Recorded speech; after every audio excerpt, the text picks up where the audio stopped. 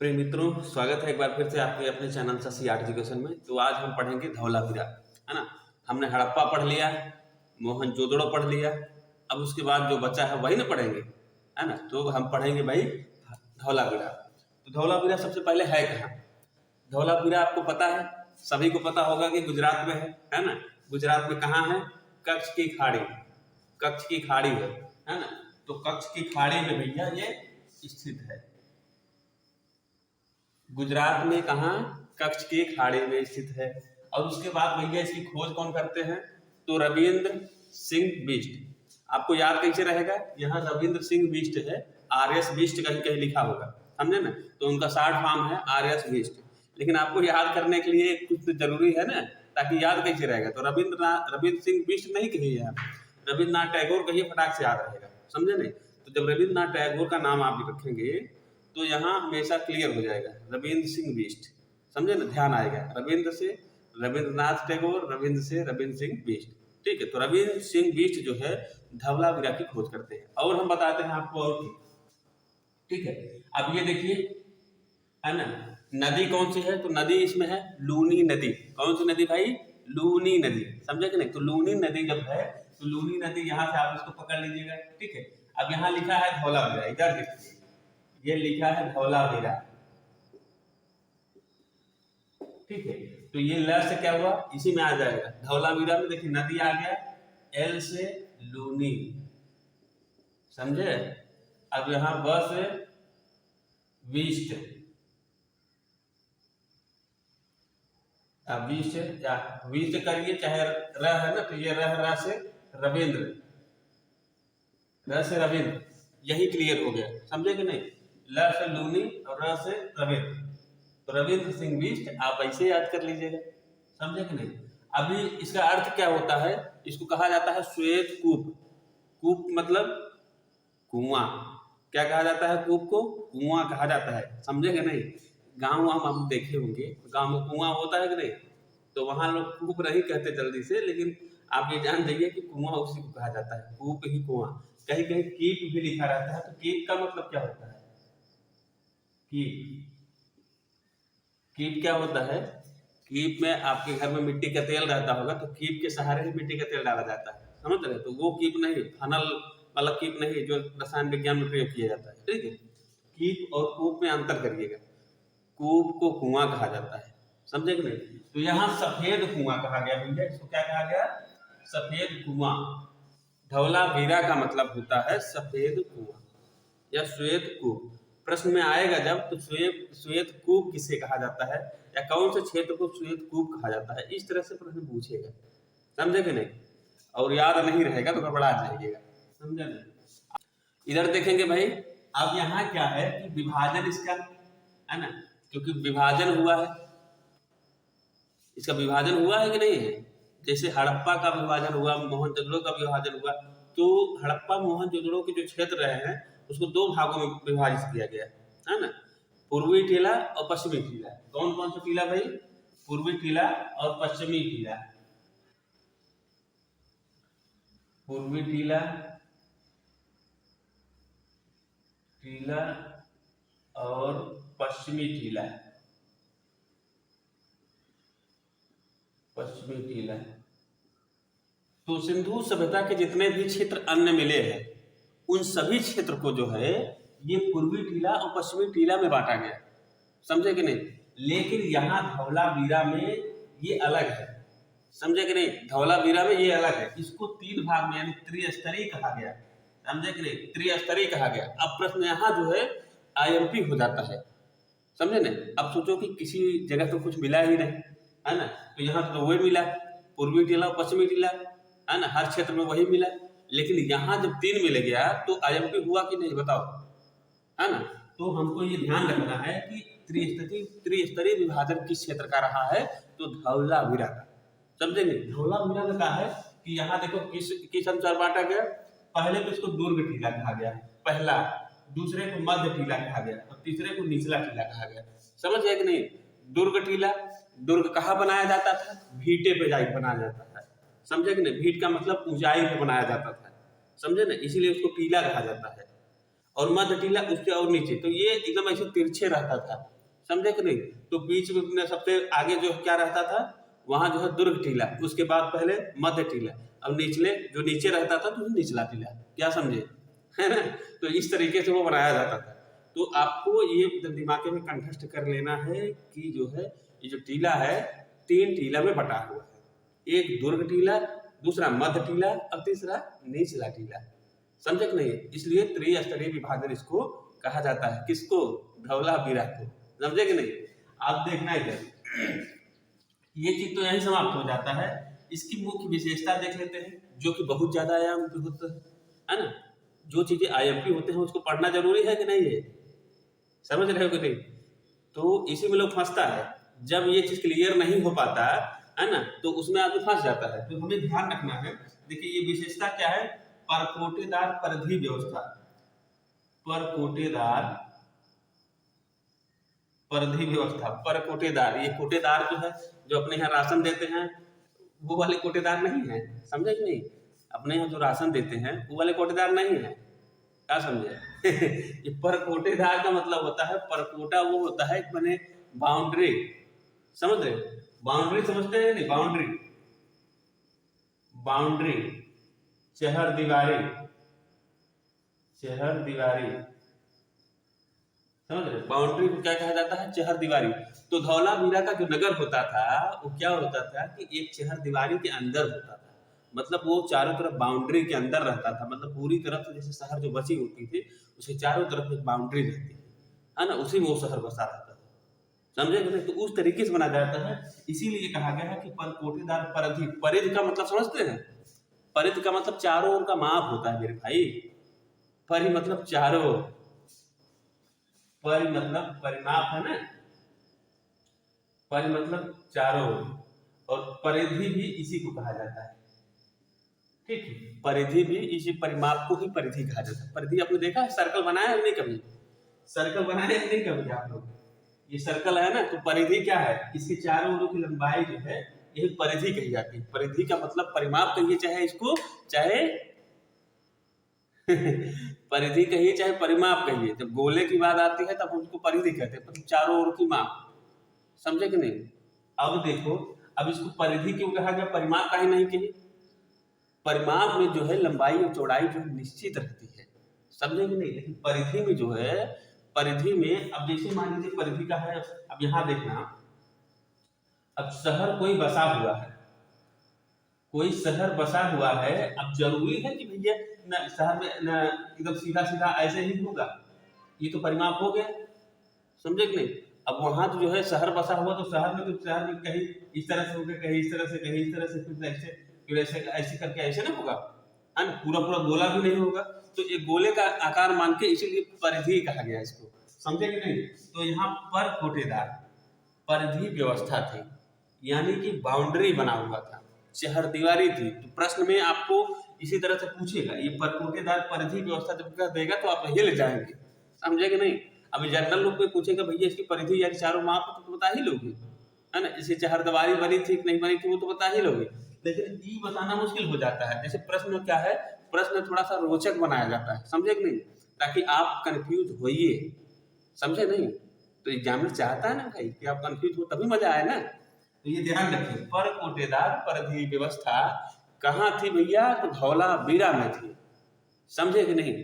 अब देखते हैं, नगर को चारों ओर प्राचीर से घिरा हुआ था, तो इसका मतलब यही है, नगर को चारों ओर से, मतलब पूरा नगर यानी कि शहर जो था वो पूरा घेरा हुआ था और वो बाउंड्री बनी थी, बात वही है, समझे कि नहीं। अब देखेंगे भाई अगली विशेषता क्या है, शैलकृत स्थापत्य। तो यहाँ का फेमस हो जाता है भाई शैलकृत स्थापत्य, जैसे कि एलोरा में है, एलोरा में आपने पढ़ा होगा कि एक ही पत्थर को काट कर जो है उसमें सब कुछ बना दिया गया है, समझे कि नहीं, एक ही पत्थर को। तो ठीक इसी तरीके से जो है सिंधु काल में जो क्षेत्र मिलता है वो धौलावीरा ही है, जिसमें जहां से किसी एक पत्थर को काट कर जो है तराश कर जो है क्या बनाया गया है भाई, क्या बनाया गया है, स्थापत्य। माने स्थापत्य का मतलब क्या है, वास्तुकला, वास्तुकला बनाया गया है भाई, वास्तुकला माने कोई वास्तु बनाया गया। तो शैलकृत माने, शैलकृत का मतलब पत्थर को काट कर, सैल का मतलब क्या है? पत्थर, समझे कि नहीं? तो सैल पत्थर को काट कर क्या बनाया गया? ये बनाया गया वास्तुकला, यानी घर बनाया गया या मंदिर बनाया गया, है ना? तो इसी सब की चीजें इसी तरह की चीज बनाई गई ना, तो इसे क्या कहा गया? राग कट आर्किटेक्चर के प्रमाण। तो प्रश्न में पूछेगा राग कट का मतलब पत्थर कटाई, समझे कि नहीं? तो राग कट की कटाई जो है इसके प्रमाण कहाँ मिलते हैं? तो कहाँ मिलते हैं भाई? धौलावीरा। क्या समझे, है ना? शैलकृत स्थापत्य के प्रमाण कहाँ मिलते हैं? शैलकृत स्थापत्य के प्रमाण कहाँ मिलते हैं भाई? ये धौलावीरा मिलते हैं, समझे कि नहीं? तो ये सभी चीज याद रखिएगा। तो तीन चीजें हमने हाँ, तीन नहीं, दो चीजें बताया हमने। पहला चहरदीवारी होती थी जिसे परकोटेदार परिधि कहा गया, है ना? परकोटेदार परिधि कहा गया उसको। और दूसरा क्या है? शैलकृत स्थापत्य, जो शैल बने पत्थर को कटाई करके जो है वास्तु बनाया गया, यानी घर बनाया गया, समझे कि नहीं? ठीक है, अब ध्यान देंगे हम भाई। इसकी खोज हमने बताया था 1990। इसकी खोज बहुत ही ज्यादा आईएमपी हो जाता है, समझे कि नहीं? यह प्रश्न आया भी है, और जब सन पूछता है तो सब गड़बड़ा जाता है। हमें नहीं समझ में आता कि आपको सन का ही नहीं ध्यान रखता है, इसमें क्या दिक्कत है? ठीक है, हमने कई बार बताया है किसी भी संख्या को याद करने के लिए आप लोग क्या किया करिए, उसको संख्या में दो में तोड़ लिया करिए, समझे नहीं? जब दो में तोड़ देंगे इसको तो आसानी से समझ में आएगी। अब जैसे ये 1990 है और 91 है, ठीक है, तो उसको 1990 पढ़िए ना, और यहाँ 91, 90, 91, 1900 तो सबके याद रहेगा, है ना? जो भी सर तो 1800 में तो आएगा नहीं, हमें जाना 1900 में ही है, समझे कि नहीं? 1921 हो गया, चाहे 1954 हो गया, है ना, जिसमें लोथल का खोज हुआ। तो ये सब चीजें जो है इसी तरीके के सन मिले हुए हैं, समझे कि नहीं? तो घबराइए मत, आप लोग घबराते बहुत हैं, देखिए, है ना? तो ये 90 जो है 1990 पढ़ना है, या 90 1900 छोड़ दीजिए, 90 91, ठीक है? 90 91 में किसकी खोज होती है? तो धवलावीरा की खोज होती है। और कौन करते हैं भैया? कौन करते हैं? रविन्द्रनाथ टैगोर जी से याद रखना है, रविंद्र सिंह बिष्ट, समझे नहीं? रविंद्र सिंह बिष्ट, रविंद्र सिंह बिष्ट कहिए, चाहे इनको आर.एस. बिष्ट, समझे कि नहीं? तो याद ये रखना है, नाम ये लिखिएगा, क्योंकि इससे शॉर्ट फॉर्म तो आपको याद रहता है, आर.एस. बिष्ट तो ध्यान आ जाएगा, लेकिन ये कभी फुल फॉर्म इनका पूछ लेता तो आपकी हवा टाइट हो जाती है कि कहाँ से आ गया, समझे कि नहीं? इसलिए रविंद्र सिंह बिष्ट बोलना है। क्या बोलना है? रविंद्र सिंह बिष्ट। कौन सी नदी? लूनी नदी, समझ रहे हो? कहाँ है? कच्छ की खाड़ी, गुजरात में, समझे कि नहीं? ये इस तरह से याद करना है। अब देखेंगे भाई, यहाँ देखिए 1998 में एक खुदाई हुई, है ना? 1900 जैसे शुरुआत तो 1991 90 91 में हो गया, है ना? लेकिन 1998 तक जब खुदाई होती रही, क्योंकि कोई भी क्षेत्र जब खोदा जाता है तो कुआं की तरह बहुत ढेर सारा खोदा जाता है, ऐसा नहीं कि जो है ना छोटा छोटा चीज खोद के कहा मिल जाएगा, ऊपर ही ऊपर मिल जाएगा, समझे कि नहीं? इस तरह से नहीं होता है। जब उसकी खुदाई वगैरह होती है तो खूब समय लगता है, और काफी एरिया में खुदाई होती है, समझे ना? जहां तक अंदाज उनको मिलता है वहां तक वो खोजते जाते हैं, है ना? खोजेंगे तभी चीजें मिलेंगी समझ रहे हो कि नहीं? तो जहां से प्रमाण मिलते जाते हैं वहीं उनका शक हो जाता है कि यहाँ कुछ और है, तो इस तरह से हम खोजते जाते हैं, समझे कि नहीं? अब यहाँ हम देखेंगे 1998 में एक खोज हुई, और क्या खोज होती है भैया? एक स्नानागार की। कहाँ? धौलावीरा में, है ना? आपको पता है कि स्नानागार कहाँ मिला हुआ है? फेमस स्नानागार कहाँ मिला हुआ है भाई? फेमस, जो कि फेमस है, तो स्नानागार कहाँ हुआ है? मोहन जोदड़ो में, है ना? मोहन जोदड़ो में कहाँ हुआ है भैया? मोहन जोदड़ो में, समझे कि नहीं? जो कि कौन सा जिला पड़ता है? लड़काना की मांडकुमरी, तो लड़काना जिला में मोहन जोदड़ो जो है लड़काना जिला में, और हड़प्पा जो है मांडकुमरी जिला में, समझे कि नहीं? इसमें भी हमेशा कंफ्यूज ही रहोगे, पढ़ते लिखते तो हो नहीं कि कागज पढ़ लिया, समझे ना? जब पढ़ोगे वो तब ना क्लियर रहेगा। तो यहाँ देखो ये स्नानागार जो है कहाँ मिला है भैया? ये स्नानागार धौलावीरा में मिला है, समझे कि नहीं? तो धौलावीरा में मिला हुआ है, और ये इसको हमें ध्यान रखना है, बहुत महत्वपूर्ण नहीं है, लेकिन आपको जानते रहना है कि स्नानागार यहाँ भी मिला है, समझे कि नहीं? तो ध्यान रखिएगा। चलिए आगे बढ़ते हैं। अब देखते हैं भैया इसके साक्ष्य क्या क्या है, यानी कि क्या क्या मिला हुआ है भाई। यहाँ से जो जरूरी चीजें है उसको हम देख लेते हैं क्या क्या मिला हुआ है। अब देखिए यहाँ क्या मिला हुआ है भैया? स्टेडियम। अगर आप लोग क्रिकेट खेलते होंगे, अगर आप लोग क्रिकेट खेलते होंगे तो स्टेडियम जरूर जानते हो, समझे कि नहीं?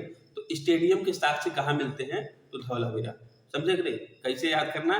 स्टेडियम के साक्ष्य कहाँ मिलते हैं, यानी कि स्टेडियम कहाँ मिला हुआ है, तो वो धौलावीरा में मिला हुआ है। समझे कि नहीं? तो धौलावीरा में मिला हुआ है, ध्यान रखिएगा। आप देखिए इधर मिट्टी का कंघा, कंघी आप जानते हैं कि नहीं? तो कंघा होता है थोड़ा बड़ा, है ना? ये कंघा थोड़ा सा बड़ा था, समझे कि नहीं? इस तरीके से ये है कंघा। क्या है भैया? ये है कंघा। ठीक है, तो इस तरह का कंघा मिला है, किस चीज का? मिट्टी का। समझे कि नहीं? मिट्टी का कंघा मिला हुआ है, तो मिट्टी का कंघा आप लोग याद रखिएगा। समझे कि नहीं? क्या क्या मिला? हमने दो चीज बताया, स्टेडियम और कंघी, कंघा। कंघा कहिए चाहे कंघी कहिए, समझ रहे? दोनों चीज याद रखिएगा। कहाँ से मिलता है? धौलावीरा से। अगला क्या मिला है? चबूतरा बना हुआ है, एक चबूतरा बना हुआ है भाई, एक चबूतरा बना हुआ है। समझे कि नहीं? इस तरह से एक चबूतरा बना हुआ है, और चबूतरा में क्या है भाई? यहाँ इस चबूतरा पर बना हुआ है अग्नि वेदिका। चबूतरा पर क्या मिला हुआ है भाई? अग्नि वेदिका। समझे कि नहीं? तो इस तरह से अग्नि वेदिका बना हुआ है, वो बिना हुआ है चबूतरे पर अग्नि वेदिका। याद रखना है, चबूतरे पर बना अग्नि वेदिका, है ना? अग्नि वेदिका जो है, यहाँ से जैसे हवन आपने कराया है कभी नहीं? कभी आप हवन कराए हैं अपने घर में, या करते हुए किसी को देखा है कि नहीं देखा है? समझे कि नहीं? उसी को क्या कहा जाता है? अग्नि वेदिका। समझे कि नहीं? अग्नि वेदिका उसी को कहा जाता है। ये देख लिए, इसी तरीके का होता है। समझे कि नहीं? ध्यान दीजिएगा। अगला है 10 चिन्हों वाला, माने 10 चिन्हों वाला अभिलेख, है ना? मतलब कोई अभिलेख लिखा हुआ है, देखिए इधर कोई अभिलेख लिखा हुआ है, इस तरह का पत्थर होता है। समझे कि नहीं? अब यहाँ ये पत्थर है, अब ये दीवार पे किसी लगा हुआ है, तो यहाँ कुछ ना कुछ चीजें ऐसे लिखी हुई है ना? ये इस तरह से कुछ ना कुछ चीजें इस तरह से लिखी हुई है। समझे कि नहीं? तो ये अभिलेख कहा जाएगा। तो क्या है? 10 चिन्हों वाला अभिलेख। 10 चिन्ह का मतलब इसमें 10 चिन्ह बने हुए हैं, माने जो भी प्रतीक चिन्ह बने हुए हैं या जो भी अक्षर लिए हैं वो 10 लिखे हुए हैं। समझे ना? यानी 10 चिन्ह माने 10 अक्षर। समझे कि नहीं? 10 अक्षर वाला अभिलेख। तो 10 अक्षर वाला अभिलेख कौन सा है? तो यही है। समझे कि नहीं? कहाँ है? मिलता है धौलावीरा में। तो 10 चिन्हों वाला अभिलेख हो गया। अब देखते हैं, हमने बताया स्नानागार मिला हुआ है। कब मिला था स्नानागार? 1998 ईस्वी में। यहाँ लिख लीजिए, 1998 में जो है स्नानागार यहाँ मिला था। कहाँ मिला था? धौलावीरा में। कंफ्यूज मत होइए। और संस्कृत स्थापत, है ना? तो ये सभी चीजें यहाँ मिली हुई थी। एक बार हम फिर से देख लेते हैं भैया। पहले क्या मिला? स्टेडियम मिला। फिर क्या मिला? कंघा मिला, कंघा बाल झाड़ने वाला, है ना? कंघा मिला। फिर चबूतरे पर अग्नि वेदिका मिला, है ना? और फिर 10 चिन्ह वाला अभिलेख मिला। फिर क्या मिलता है? शैलकृत स्थापत्य मिलता है। उसके बाद स्नानागार, है ना? स्नानागार का डेट याद रखिएगा, क्योंकि पूछेगा कि धौलावीरा में किस सन में जो है खोजा गया स्नानागार को। तो 1998 ईस्वी में। ठीक है, तो ये रहे आपके धौलावीरा के सभी प्रमाण। समझे नहीं?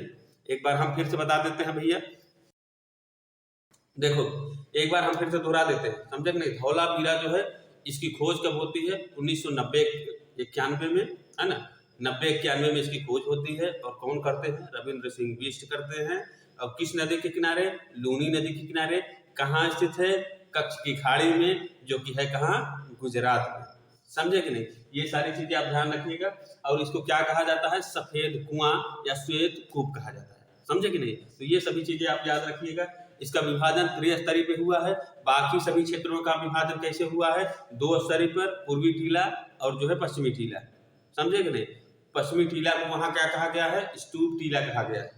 समझे कि नहीं? पश्चिमी टीला को स्तूप टीला कहा गया, ये ध्यान रखिएगा। यहाँ जो है, लेकिन यहाँ जो विभाजन हुआ वो त्रिस्तरीय आधार पे हुआ। और कौन कौन से टीला कहा गया भैया? दुर्ग टीला कहा गया, मध्य टीला कहा गया और निचला टीला कहा गया। बस इतना याद रखना है, आप लोग कंफ्यूज होते हैं यार, है ना? अब देखेंगे इसकी विशेषताएं कुछ है। और विशेषताएं क्या है? वही चहरदीवारी, है ना? नगर के चारों ओर जो दीवार बना है उसको क्या कहा गया है? परकोटेदार परिधि व्यवस्था। समझे नहीं?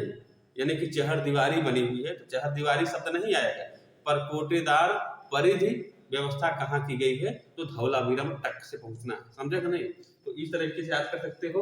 और नगर को वही हमने बताया कि चारों ओर से घिरा हुआ है, उसी को कहा गया है। और शैलकृत स्थापत्य, तो ये मुख्य हो जाता है। शैलकृत स्थापक जब मुख्य हो जाता है तो इसको पूरी तरह से आपको याद होना चाहिए। क्या समझे, है ना। तो आज के लिए क्लास यही हम समाप्त करते हैं। आशा है कि चीज़ें समझ में आई होंगी, और नहीं समझ में आई होंगी तो कमेंट में लिखिए, मैं फिर से प्रयास करूंगा आपको समझाने की पूरी। समझे कि नहीं। तो जितनी चीज़ें हैं आप कोशिश कीजिए, मज़ा आ जाए, है ना।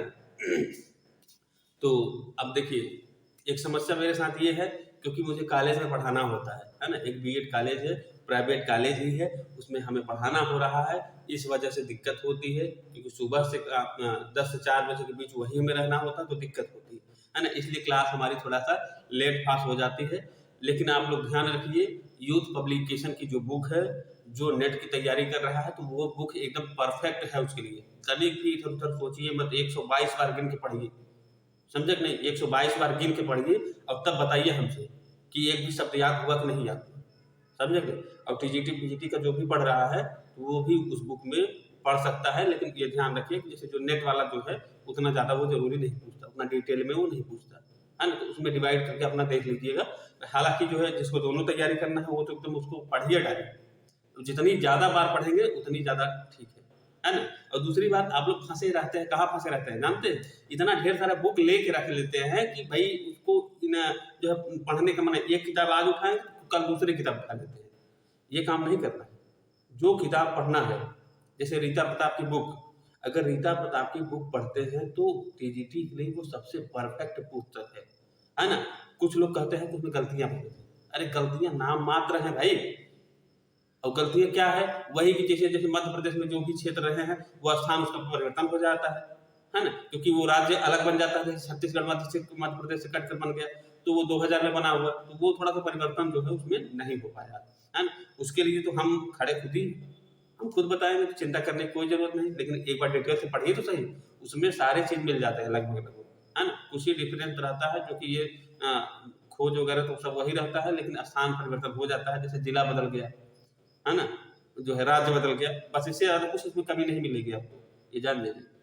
तो रीता प्रताप की बुक जरूर से पढ़िए, ठीक है। तो ये 2 बुक आप अपने पास रखिए और निरंतर पढ़िए। जब ये 2 बुक 122 बार जब पढ़ लिया, उसके बाद ही हमें चेंज करना है दूसरी बुक, है ना। वो चाहे 20 दिन लग जाए, चाहे 25 दिन लग जाए, चाहे महीना लग जाए, समझे कि नहीं। लेकिन आप पढ़िए उसको, जब पढ़ेंगे तब ना मजा आएगा। आप पढ़ते हैं नहीं, अब वही हाल है कि आ गए हैं, है ना। तो क्लास आज यही समाप्त करते हैं, तो मिलते हैं अगले वीडियो में। धन्यवाद।